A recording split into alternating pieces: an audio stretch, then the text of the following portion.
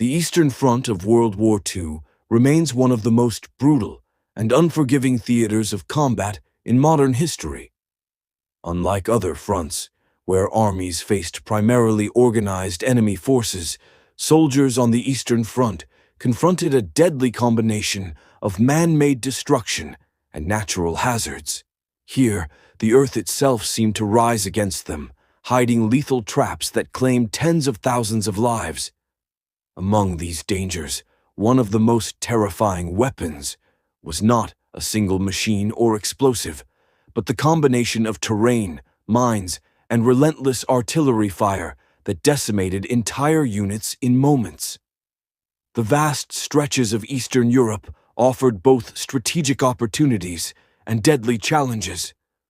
Soldiers marching through seemingly harmless forests or swamps could suddenly find themselves engulfed in mud that swallowed men and horses alike. The infamous Pripyat marshes in Belarus, for instance, were natural traps where soldiers who fell or were wounded often drowned, turning routine maneuvers into life-or-death struggles. In these conditions, the ground was as much an enemy as the opposing army, leaving no room for mercy. Man-made instruments of death compounded these natural dangers. Engineers on both sides laid thousands of mines across critical routes, and entire battalions could be obliterated in an instant. Mines were often concealed beneath layers of dirt, snow, or vegetation, making detection nearly impossible. For the soldiers, the forested landscapes, the open plains, and even the icy rivers could hide catastrophic surprises, turning a simple march into a potential massacre. Artillery and rocket barrages added yet another layer of horror. German Nadelwerfers and Soviet Katyusha rocket launchers rained destruction on massed infantry with devastating efficiency. The sound of rockets launching became a prelude to annihilation, and entire companies could be wiped out before they even had the chance to return fire. When combined with mines and treacherous terrain, these barrages ensured that the front was less a battlefield and more a tomb. The hidden weapon of the Eastern Front, therefore, was not a single tank, plane, or gun. It was the deadly synergy of the earth itself, strategic explosives, and unrelenting firepower. Soldiers were not only fighting the enemy, they were fighting the ground beneath their feet, the mud, the forests, and the frozen rivers that refused to yield.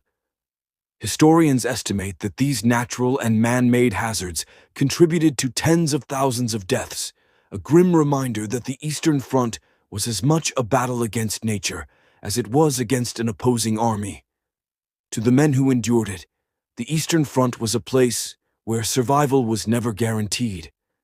It was here that the land itself became an instrument of war, swallowing thousands in silence, leaving behind a graveyard of untold human suffering. In understanding the Eastern Front, one must recognize that some of the most effective weapons of World War II were not manufactured in factories. They were forged in the soil, forests, and rivers of Eastern Europe. The front was a stark testament to the terrifying truth that in war, the earth itself can become the deadliest of enemies. War has always produced terrifying weapons, but some are so shocking that they defy imagination. On the Eastern Front of World War II, soldiers often described battlefields as hell on earth. Among the many horrors, one weapon gained a reputation for swallowing men alive, whole units disappearing in minutes, as if consumed by an invisible monster. This hidden weapon was not a single gun or tank, but a combination of nature, technology, and ruthless tactics. It became one of the deadliest forces that shaped the outcome of the war. The Eastern Front stretched thousands of miles, from the frozen Arctic Circle to the swamps of Ukraine. It was not only soldiers and tanks that decided battles, nature itself became a weapon. Vast forests, endless steppes, brutal winters, and bottomless marshes turned military campaigns into nightmares. The hidden weapon that consumed tens of thousands was born out of this environment. In areas such as Belarus and northern Ukraine, huge swamps and marshlands covered the land. German soldiers, advancing in 1941, often marched into terrain they did not understand. Heavy artillery, tanks, and supply wagons became trapped in mud. Soldiers reported watching entire units sink into the marshy ground, unable to escape. Many drowned slowly in the bog, dragging each other down in desperation. To their comrades, it looked as if the earth itself had swallowed them alive. Soviet partisans used these swamps deliberately, luring German columns into death zones where escape was impossible. Another terrifying hidden weapon was underground mining. Soviet engineers would dig tunnels beneath enemy positions, filling them with tons of explosives. When detonated, entire trenches, bunkers, and sometimes whole battalions vanished in an instant. Survivors described it as the ground opening its mouth and devouring men, weapons, and fortifications all at once.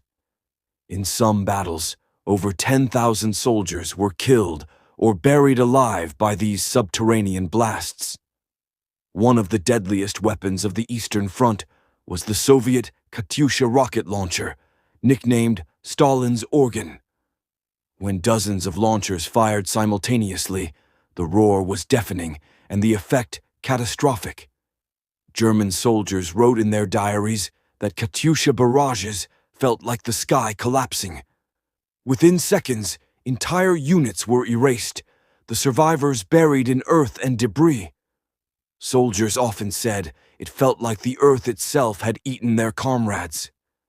In just a few major bombardments, over 10,000 men could be annihilated in a single night.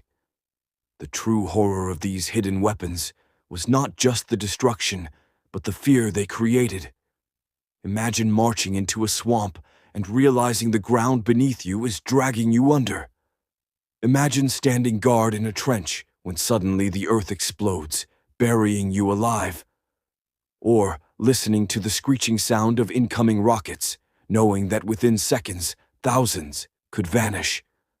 Soldiers began to describe the Eastern Front not just as a battlefield, but as a monster that devoured men.